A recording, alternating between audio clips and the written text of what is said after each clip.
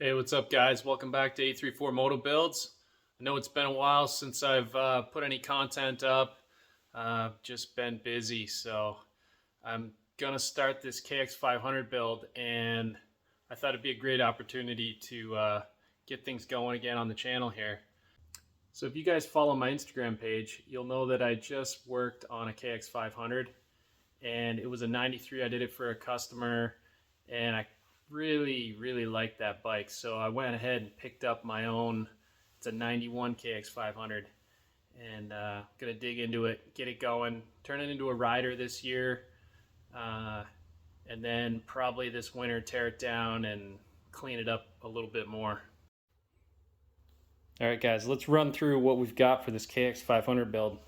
Like any good Facebook marketplace find, this bike came in boxes, and it came with lots of spare parts and a couple sets of wheels. We had 2 sets of forks, just lots of parts. I don't know why the guy had so many spares, but I've kind of gone through what came with the bike and picked out the good stuff that I want to use. So I've got a box here, stuff I need to go through, clean, vapor blast some of it. And then we've got the frame. It's got this nice blue powder coat job on it. Somebody did a nice job, but it's ugly, and I'm gonna gusset it, and I'll touch more on that in a bit. This is the box that has a lot of good new parts in it. Not the coil, but lots of bearings. We've got foot pegs. I actually powdered some of this stuff already in preparation. Wheel bearings, that kind of stuff. Chain and sprockets, new. What else is in here? I already cleaned the carb, got that ready to go. Have the Weisco box with just a bunch of nuts and bolts and miscellaneous parts from the bike. Suspension, the rear shock is just OEM, and it did come with 2 pairs of forks. I'm not going to use them. The triple clamps were all messed up, and somebody powder coated the inside of the IDs, and the fork tubes weren't fitting in it, and they dremeled it, and it's just a mess. So I'm going to upgrade the forks. I've got forks, they're KYBs, off from a 2002 KX250.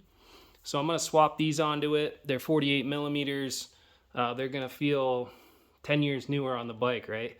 So a little bit more modern front suspension.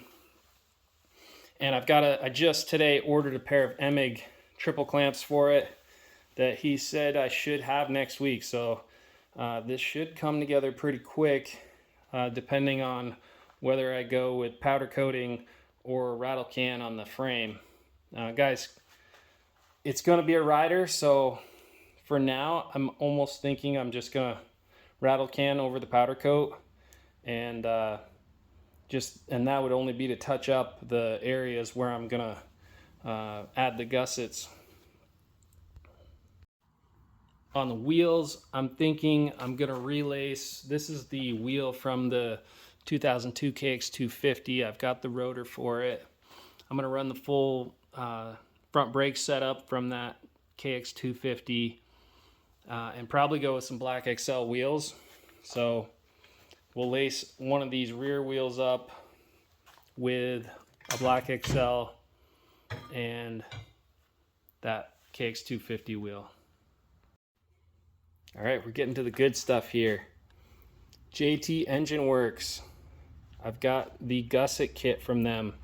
I did this on the last build that I did. It was a 93 KX250, and this gusset kit is awesome. So it's wire EDM'd out of a plate, and they're all stamped with a designation on them that lines up with the instructions that come with it. So it comes with instructions showing you where to put each gusset, and then each gusset is labeled, and they all come in this plate. So they just, and that last little feature, they don't go all the way through, and then you just snap them out like you're putting together like a car model, right?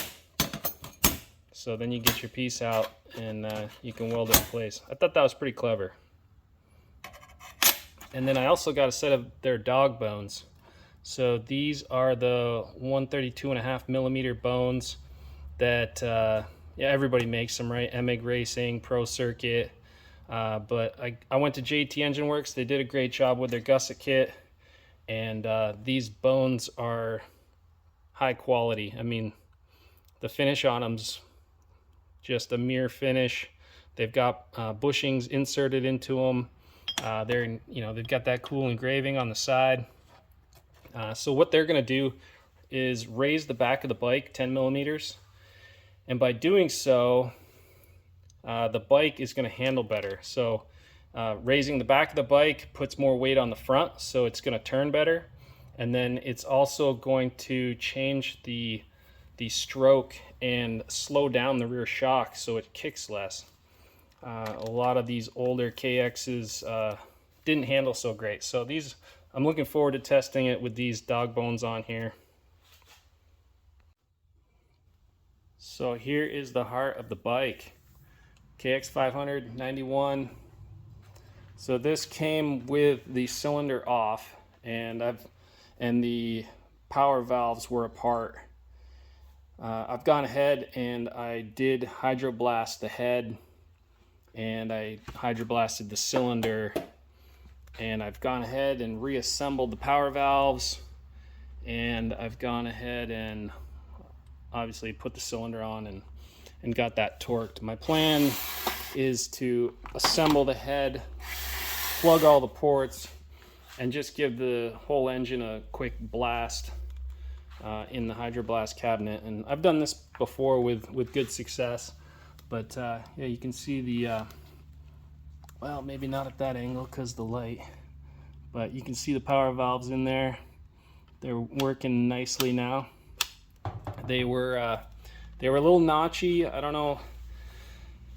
It took a little while for me to get everything clean. I had to hydroblast everything. Somebody had gone through with a wire brush and attempted to clean them and didn't get it as clean as it needed to be to function properly. And the first, like the center power valve flap was in there upside down, and I'm assuming that's why they abandoned the top end rebuild, because they couldn't get the power valves back together. But it's functioning good now, and I think what I'm gonna do is put this head on, torque it down, and blast it. But the big surprise for this build is what showed up from Phathead Racing this week.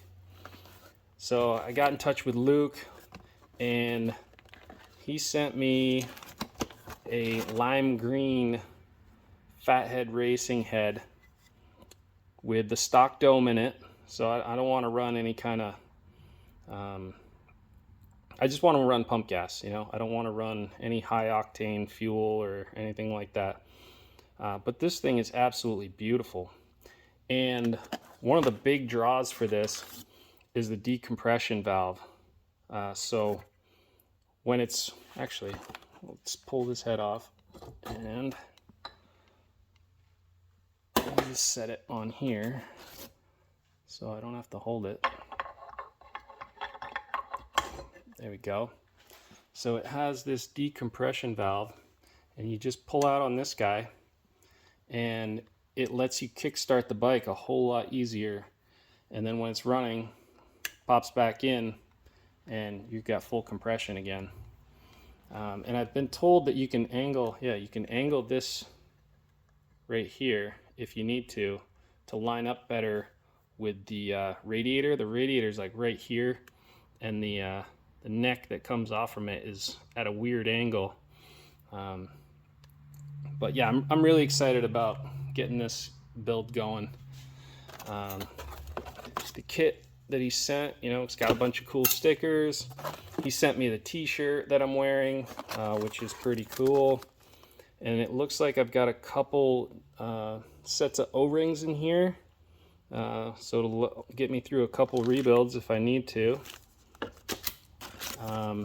Packing slip, and we've got some acorn nuts and copper washers to put the head on. So pretty cool. I'm thinking that's all that's in there, but yeah, hit up Phathead Racing if you guys are looking for a cool head for your next project.